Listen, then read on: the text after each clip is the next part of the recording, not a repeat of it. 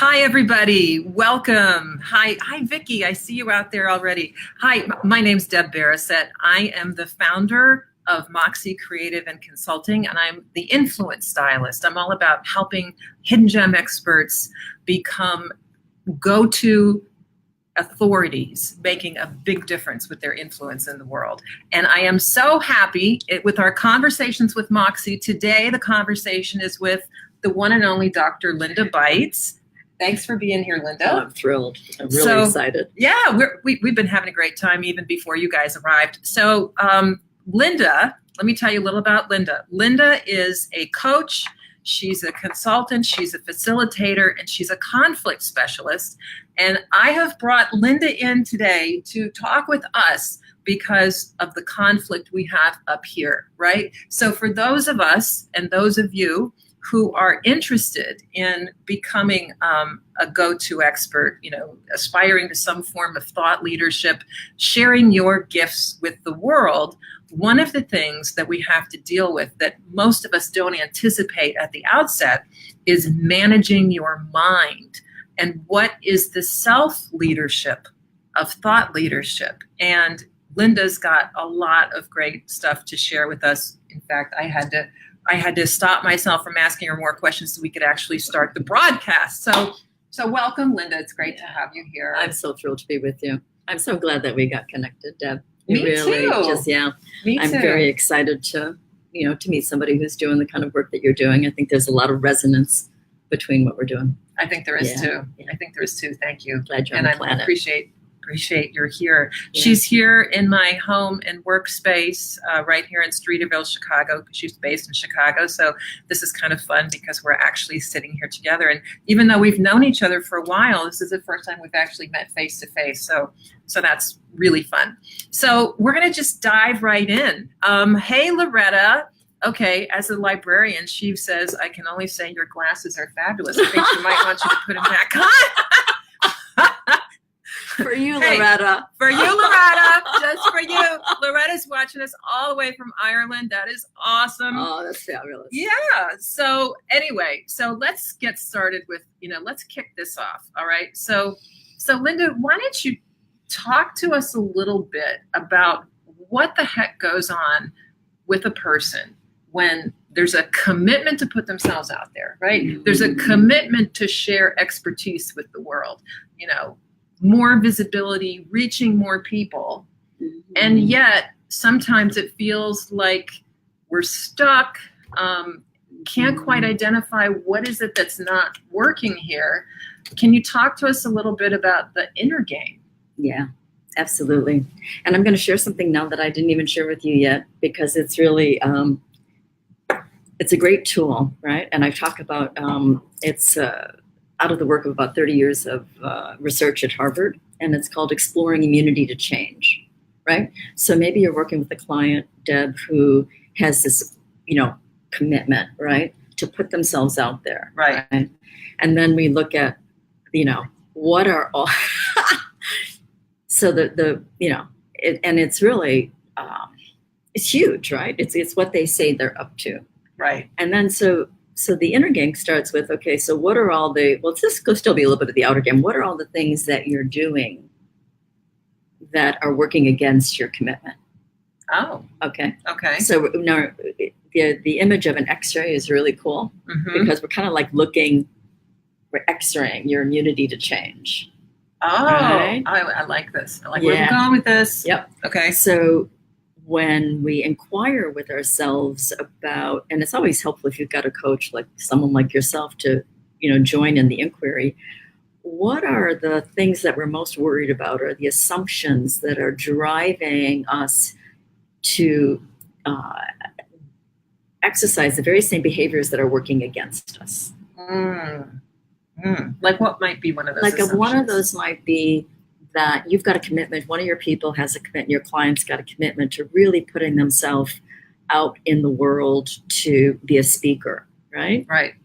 Like that's clear commitment that they have, right? And a very common commitment. And then the behaviors that they're engaging in that are working against their commitment is they're not taking actions.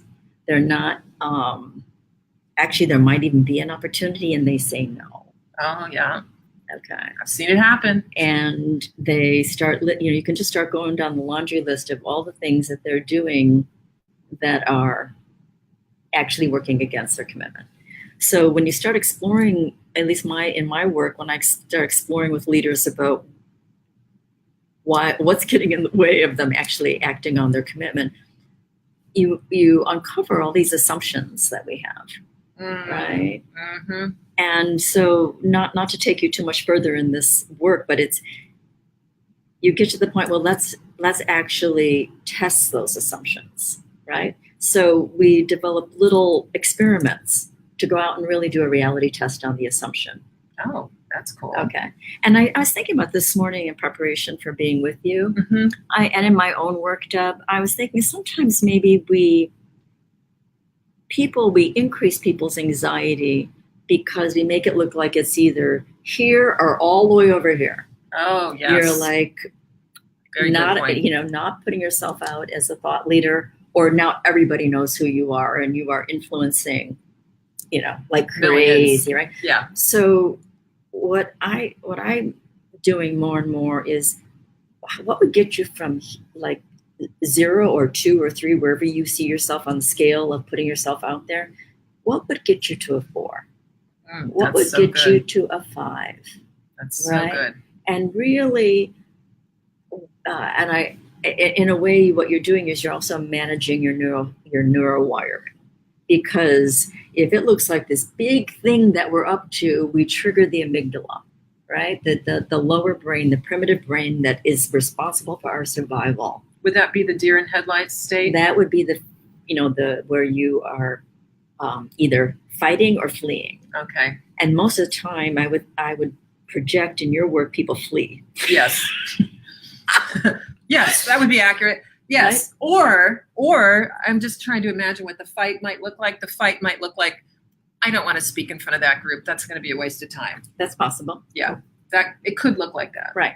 And we want to move things over to the prefrontal cortex, so we give people like a little experiment to do, and they go out and you do some coaching around, imagining with them what might be the success of that, right? And you start stimulating the positive emotions. Yes. And that's why visioning is so powerful. We start stimulating, we create a compelling image of what that future might look like.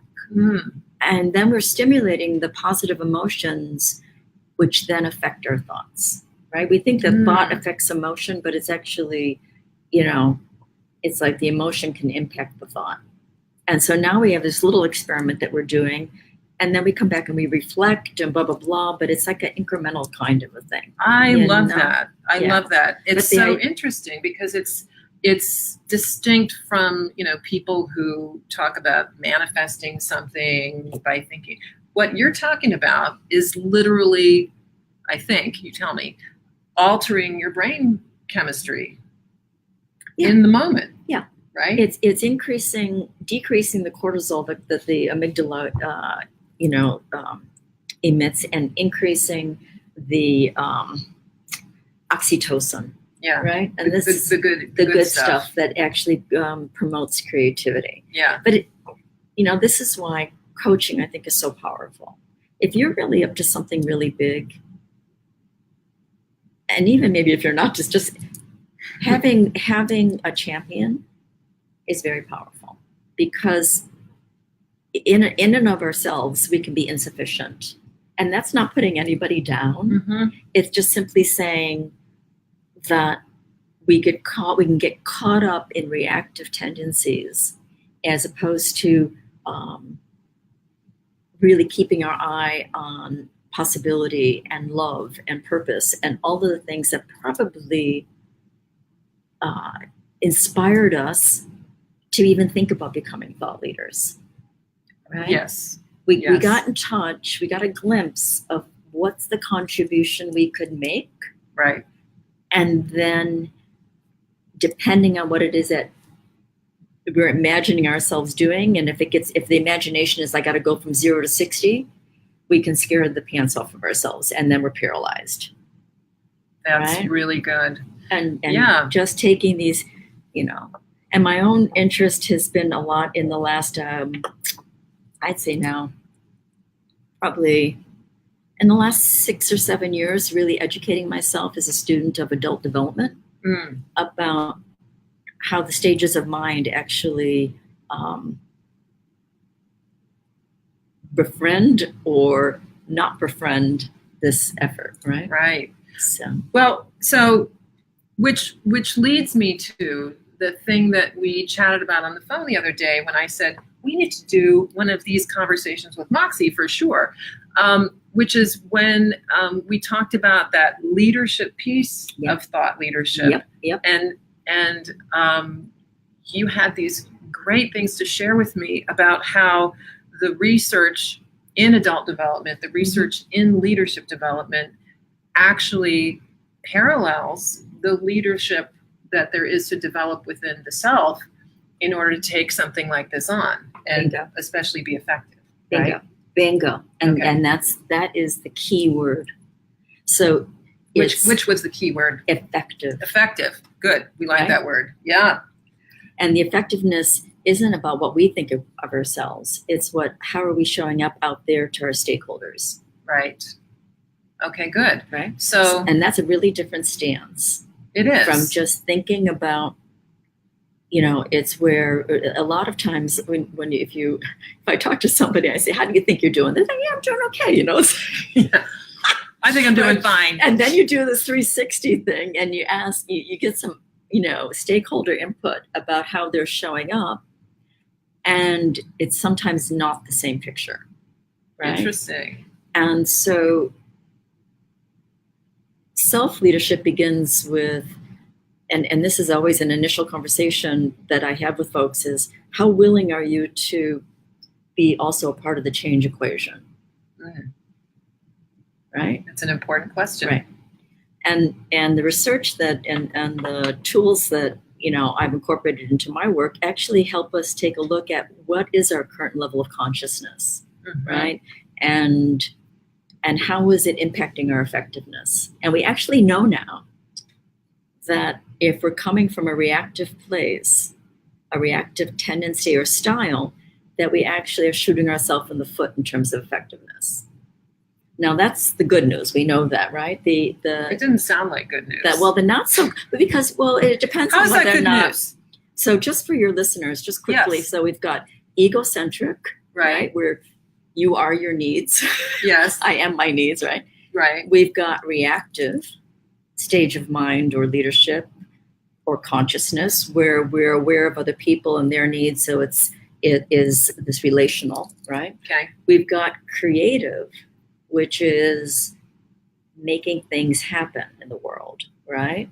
Where we get really clear about, or we work to get clear about who are we? Or what matters, forget the who are we. What matters most to us, right? Yeah. What's the difference I want to make? Right. And so it's all that purpose and values and that's leaders who function from a creative level of leadership, even if it's a thought leader, are far more effective. The orientation is away from problem reacting, which is the hallmark of the reactive stage, and it's into outcome creating. And the driver in reaction is fear, and the driver in the creative stage of development is love and purpose. Doesn't that make you feel good inside? Yes. Right. That's yummy. And it really is aligned with what the world is calling for right now. It sure is. Because look at all, a lot of people, I was so excited to find out there's a name for it, right? So we've just come through the industrial age, right? The reactive leaders are leaders with the reactive styles were very, the industrial age, command and control, all of, benevolent matriarchies or benevolent patriarchies or, top down. That was very a fit for then. But now the world is calling for a far more complex place, and people are driven, or they've woken up to how inspired they are about being part of something that's bigger than themselves, right? And now we got to catch up to that, right? We got to catch up in our organizations And there are people who are doing it all over the world, right? But that's what you're asking your clients to do, I think. Yes. You're asking to say, okay, it could have been all really tidy before how you approached your work, and that worked for you then. And it's not so, this is about getting really grounded in love and purpose. Yes. Such that when the fear shows up, you might even be able to shift it to excitement. Right? Mm-hmm. Like coming to see you today. Yeah. Right? What about it? I've never been, well, I was just so excited to be able to see you in person. I kind of fell in love with you right away when I first, talked to you online or on the telephone. And likewise. But I was like, okay. I consciously, now this is the difference. I'm like, okay. I focused on my intention, right? Which is wanting to forward your work and wanting to share it in any way possible to make a bit of a contribution about what I've come to know and experience in my work. Yes. And see what the synergy was there. Yes. And if it could make any difference for folks out there. Right. Right. And so I shifted from concern about, oh God, will I sound stupid? And anything, stuff that it's never going to go away, right? You just shift where the hold it has on you, right? And let love and purpose have more of a hold. So I actually made that my meditation this morning. That's wonderful. I love that. And that cultivates a whole different kind of feeling and a positive feeling such that I could go from, fear to excitement. That's wonderful. And then that's what I work to do with my clients as well. That's wonderful. Yeah. Thanks for sharing that. Yeah. Thanks for that. God, there's always some little form of anxiety, butterflies. I don't care how many times you've done it. I worry about the technology. Oh my God, what's going to happen? Am I going to know how to deal with it? If somebody comments, am I going to see it? Am I going to, just right? Yeah. But the important thing is the conversation, and it's not just a conversation with the two of us. We're the ones sitting in the room, and it's a conversation. And the thing that I love is that, this conversation will live online, thanks to the World Wide Web, right? And stimulate other conversations with other people, which I love that. Yeah. So, and I want to acknowledge you for something. Oh, what's that? I want to acknowledge you for all the steps that you've had to take, where you've had to, because when you embark on something like what you've just chosen to do here, right? You're on you don't show up necessarily having all the answers, right? No.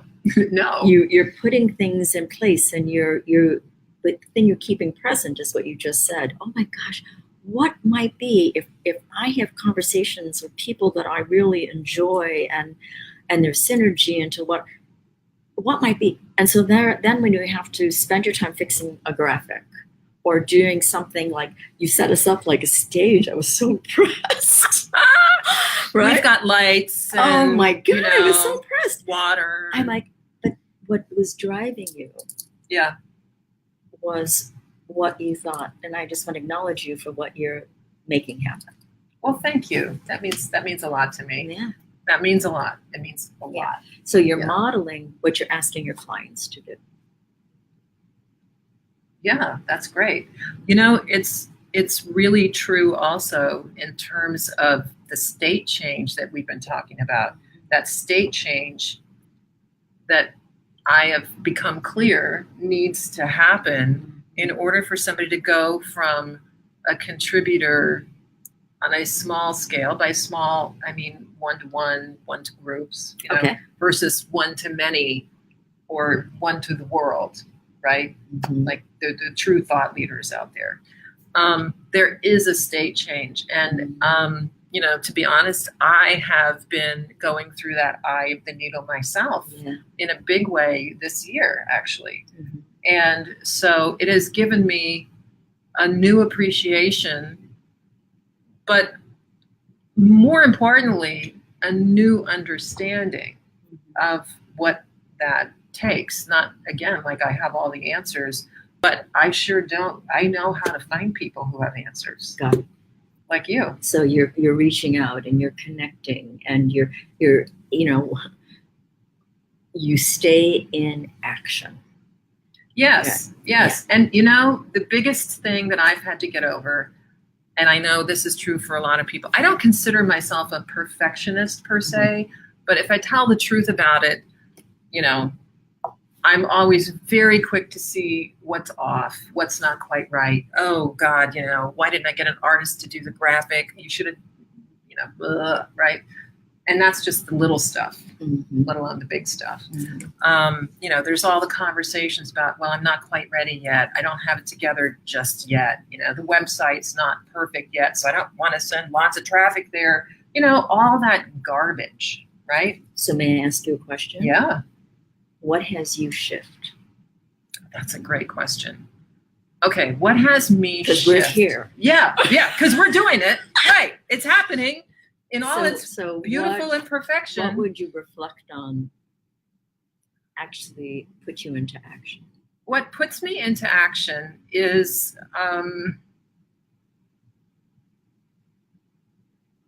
smoothing. Yeah. What's possible when you take a risk out of love. Yeah. When you risk loving, when you risk opening your heart to all of it, the criticism, the indifference, the people who have high expectations, the people who need to be out there sharing their gifts with the world. It's about that. It's like Mary Oliver, what are you going to do with your one wild and precious life? There you go. Right? So my life has been kind of wild and it's very precious and I want to make it count. There you go. And this is a way for me to do that. So that's how. I have a guy. I didn't have Kleenex in hand. Jeez, Linda. Anyway. You're so beautiful. One of my grounding wires is I was introduced to this guy just online several years ago. His name is Steve Chandler. And I was thinking about getting into coaching and that kind of thing. And he says something that's just so grounding for me. He's like, there are maybe there's more than that billion people on the planet, Yeah, I think we might be 7.5 or something by now. But yeah, there's a few. Yeah.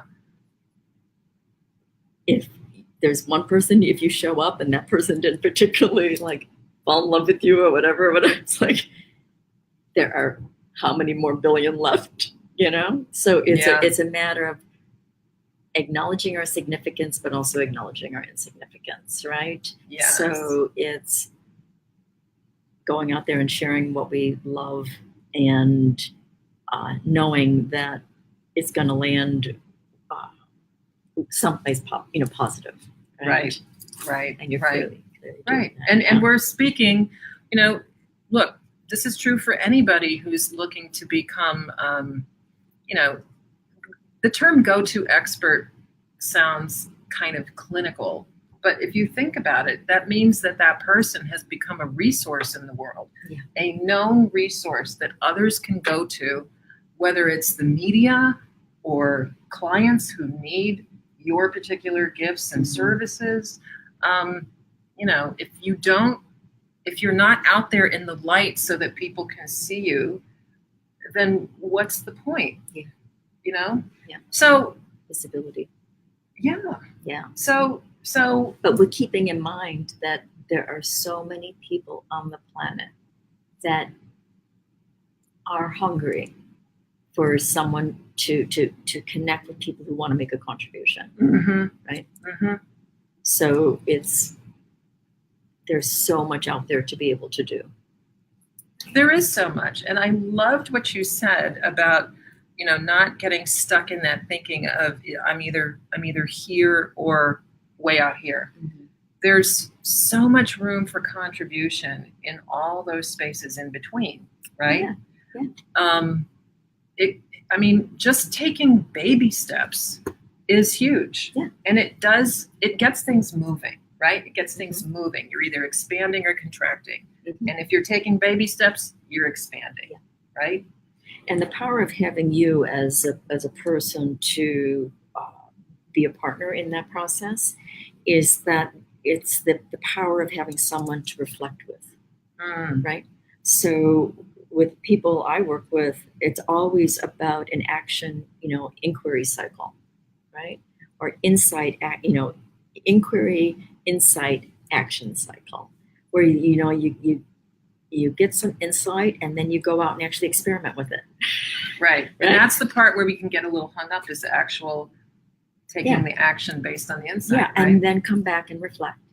Right. So it's like to have a partner in that reflection is enormous because of what you said before in part. We're so quick to be critical, right? And so you as a partner to someone might go, yeah, and what strengths did you manifest by taking that experiment?